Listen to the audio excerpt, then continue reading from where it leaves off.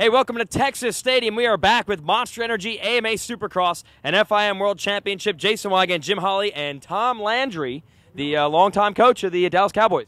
The man in the hat, they call him. That's it says it right here. You're right, it does.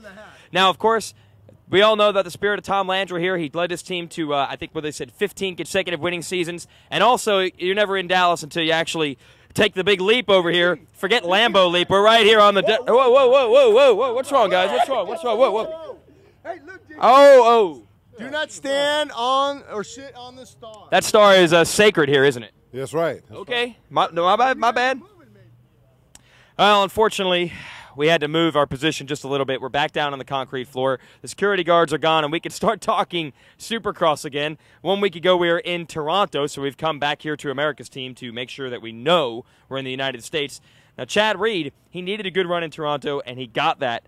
Maybe preserving that points lead that was starting to dwindle after a couple of bad rounds. Yeah, and, we kind of criticized him. Not criticized him, but we thought, he went to Australia for the weekend off, Easter for his birthday and everything. But, it seemed to, put new fight back into him because he came away with that win, and it was a big win. I mean, if you go back to the win previous to that, that was Indianapolis. It was in a dome, similar type of situation, a lot of ruddy track. But, he gained 3 more points on Kevin Windham, and it's within 20 now. Kevin Windham behind 20 points to Chad Reed. Yeah, but Kevin Windham likes coming here to Dallas. He won this race years ago, and he's racing up against McGrath. The track kind of gets hard-packed, and we know he's got great skills as far as throttle control. And most importantly, last time he raced in Texas and Houston, Kevin Windham won. Yeah, and that's a big thing for Kevin to come to Houston. It's the closest race you're going to get Texas to his home state of Louisiana. He comes here. Hopefully he can say, you know what, well, if I don't win the championship, at least I won all the rounds in Texas, But, Kevin's a fighter. He's going to come back fighting hard. And, that was big for Kevin Windham to come back last weekend. Remember, he was in second. He had that little bobble. His teammate Millsaps was ahead of him, and he had to come back and work and get past Millsaps because if he didn't, then it would be 22-point deficit instead of 20. All right, so Kevin Windham on a roll here in Texas. He could sweep Texas like Chad Reed swept California, I guess. Meanwhile, the Lights Riders are back in action. We didn't have points-paying Lights races in Toronto. It was swept by the Butler Brothers BTO Sports Squad.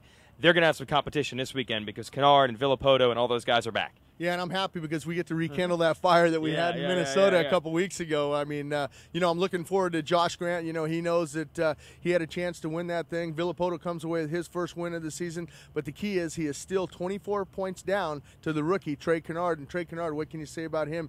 He had that fourth a couple weeks ago. He had a third, but then Martin Davalos passed him back to get up on the podium there. And, the kid rode well. We thought that maybe he was going to break. He had some problems in practice.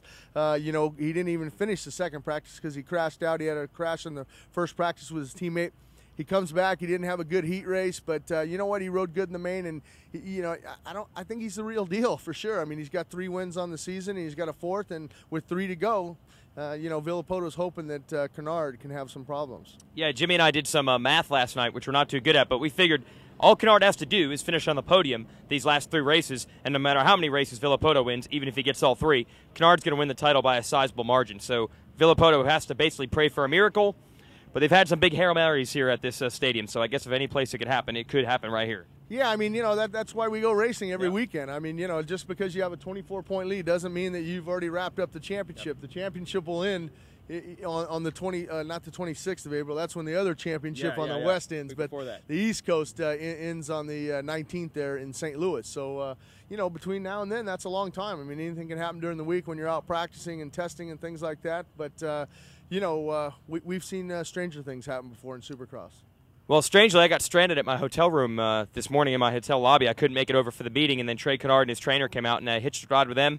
I can tell you that kid has no idea he's going for a championship. At least it wouldn't appear that way. He is as cool, calm, and collected as he was back 2 years ago when he was an amateur just trying to make a name for himself. They've done a really good job at keeping him focused, but at the same time not letting things get ahead of him. Well, and I think the maturity level that comes from Kevin Windham, having Kevin Windham as a teammate. Kevin saying, hey, look, just take this thing one race at a time. But, as we get further into the series, like that last round, he says it's all about one race at a time and trying to win as many races. Well, I think when you get to St. Louis, if you have a 15-point lead, hey, you don't have to win this thing. You can finish 7th or 8th or 9th, however the points fall at that time, and still come away with the championship, and that's our ultimate goal. You've done great as a rookie. You've already won 3, and maybe you can win here in Dallas. maybe he can win next weekend in Detroit. Who knows? But, you know, just to keep the kid, like you said, he's got a good head on his shoulders. Yeah, it's going to make a big difference out there. We'll see if he can hold down the stretch. We'll, of course, be covering it all afternoon. Jimmy's going to be running in and out of the pits. We'll have a preview before we go racing. Our webcast, of course, tonight on supercrossonline.com and XM Radio, channel 144,